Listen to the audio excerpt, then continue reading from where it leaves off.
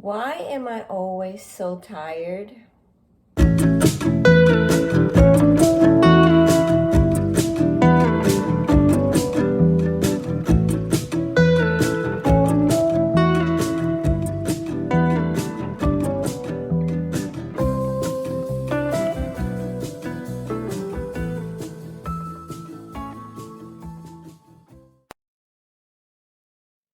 It's been almost a year since I started noticing that my overall health and stamina was deteriorating.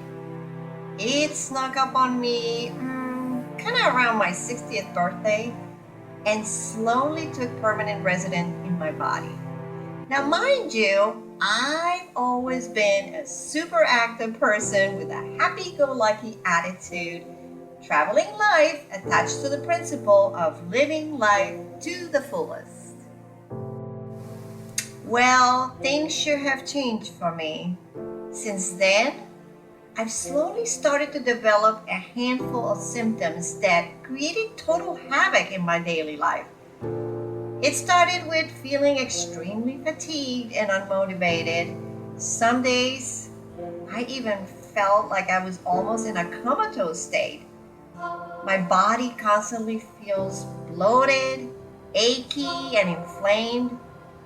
I gained weight and been having some difficulty concentrating. And now, to put the icing on the cake, all these issues have thrown me into some anxiety and depression. So finally, 2 months ago, I couldn't take it anymore. And I decided, okay, I am going to go see my regular doctor to get some help. After several visits and lots of tests, the doctor released me and said that all my tests looked fine, could not figure out what was wrong with me, and walked me to the lobby and wished me good luck. I know, pretty sad, right? As I approached the exit door, I thought to myself, oh my God, is this how I'm going to live the rest of my life? I just ran to my car and cried unconsolably.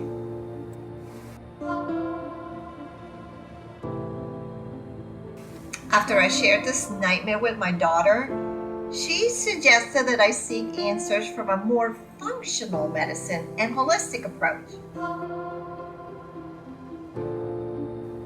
At this point, as you can imagine, I lost all faith and trust on Western medicine.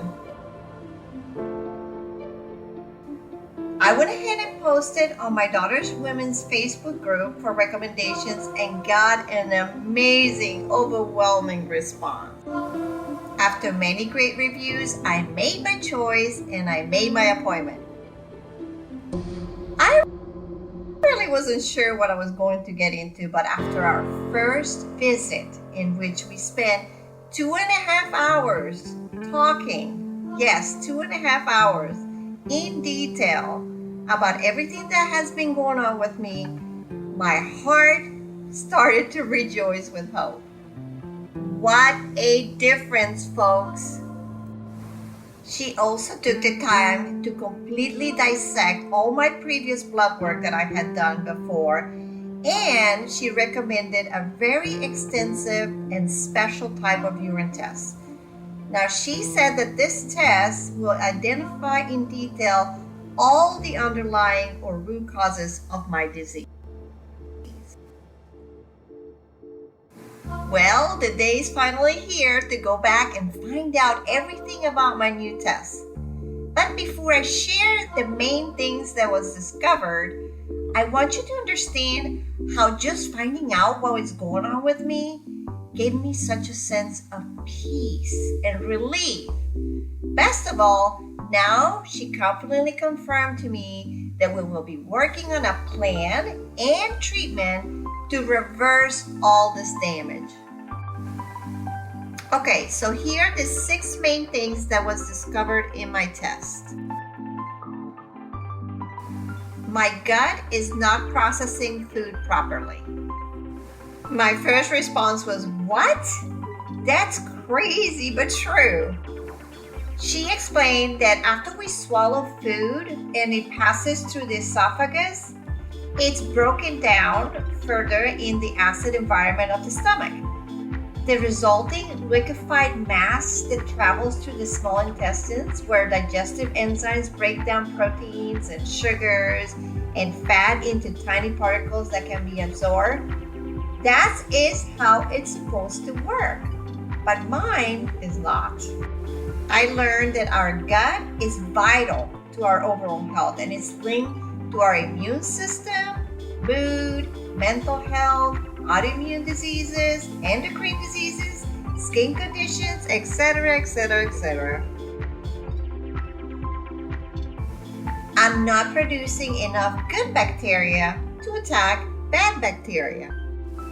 Okay, so the way this was explained to me is that we all need a specific balance of bacteria in our gut to help us break down carbohydrates. Unhealthy diets and lifestyle factors can heavily influence our gut flora, and many good microorganisms can be killed off. This can allow undesirables to sneak in and attack our gut wall. Now, in my case, in my test, it showed that I have developed some kind of a fungal infection in my gut. I have oxalates in my gut. I never heard of them and I have no clue what they are, but she explained that oxalates are these very tiny molecules that bind minerals like calcium and form crystals. Oxalates not only can cause kidney stones, she tells me, but also may be responsible for a wide variety of other health problems related to inflammation, autoimmunity, and mitochondrial dysfunction, mineral balance, and poor gut function. So, okay, there we go. So cutting back a little on my spinach, she said, would be a good thing for me. Leaky gut and blood-brain barrier issues.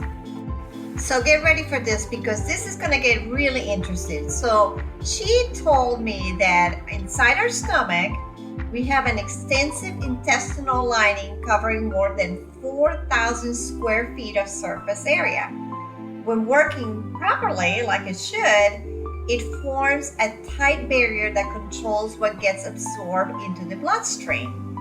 So when the gut is leaky and bacteria and toxins enter the bloodstream, it can cause widespread inflammation and possibly trigger a reaction from the immune system.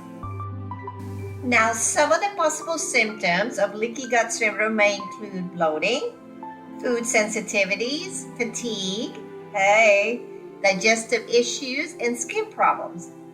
An unhealthy gut lining like mine apparently may have large cracks or holes, allowing partially digested food and toxins to penetrate the tissue beneath it. This can trigger inflammation and changes into the gut flora, which is the good bacteria, that could lead to many health issues. For me, the doc also mentioned that leaky gut can also cause some blood-brain barrier issues. Now that got my attention. So here I had to do some digging and really find out what she was talking about. So here's how she explained what the blood-brain barrier is and why is it important. Well, the blood-brain barrier is a network of blood vessels and tissue that is made up of closely spaced cells and helps keep harmful substances from reaching the brain. The purpose of the blood-brain barrier is to protect against circulating toxins or pathogens that could cause brain infections, while at the same time allowing vital nutrients to reach the brain. Now, this was an amazing discovery for me. My test showed that I have a genetic MTHFR. So what the heck is MTHFR? I have to ask, right? I'm sure some of us do too.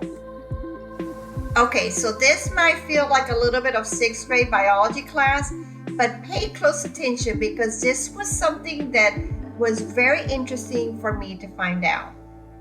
So the MTHFR is an enzyme involved in processing folate, which also is called vitamin B9, into a usable form the body can assimilate. Now, my tests show that I might have a mutation in the MTHFR gene. And if so, it means their methylation pathways are impacted and can be contributing to my health challenges. Now, I didn't know this, but vitamin B9 is also called folate or folic acid. It's one of the A-B vitamins. Now, all B vitamins help the body convert food with carbohydrates into fuel, which is your glucose, which is used to produce energy. These B vitamins, often referred to as a B complex kind of vitamins, also help the body use fat and protein. B complex vitamins are needed for a healthy liver and a healthy skin and hair and eyes, and they also help the nervous system function properly. Folic acid is the synthetic form of B9, found in supplements and fortified foods, while folate occurs naturally in foods. Now here is when this kind of made sense to me. She explained that methylation pathways govern detoxification and many important metabolic processes in the body, which makes an MTHFR defect something worth paying attention to. Some research has shown that people struggling to manage Hashimoto's or brain-based symptoms like brain fog, fatigue, or depression may find the MTHFR test very valuable. Okay, last but not least, my liver, is not detoxifying properly. Well, after this point, after hearing everything that she has explained to me that showed up on my test, I am not surprised at all that my poor liver is really struggling. You see, the liver represents the human body's primary filtration system, converting toxins into waste products, cleansing your blood, and metabolizing nutrients and medications to provide the body with some of its most important proteins. Now, how do we know if our liver is not detoxifying? Well, just like for me, some signs that our liver might be struggling includes feeling tired, sluggish, and fatigued constantly, white or yellow-coated tongue and or bad breath, weight gain. Yeah, that happened to me, especially around the abdomen, craving and or blood sugar issues.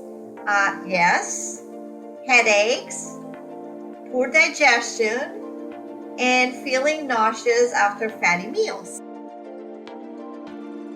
So after I left, as you can imagine, I was trying to assimilate all this information that was given to me, which was disturbing, but in a way, it was so much relief for me to now actually know that here it is, this is what's going on. You know, we're going to work on this and we're going to fix it. That for me was huge. But as you can see, and I was thinking this, that all these 6 things are somehow related to each other, but each one has its own causes. I felt like it was totally like a domino effect that was going on with me, don't you think? You know, I am still beside myself. After finally finding out everything that has been going on with me, I am still scratching my head and thinking, why didn't my regular doctor think of any of these possible issues? Okay, well, enough about that. Now, I'm just moving on to healing, nourishing, and recharging my body. I cannot wait to start sharing this new journey with you and see how I regain my life. Stay tuned.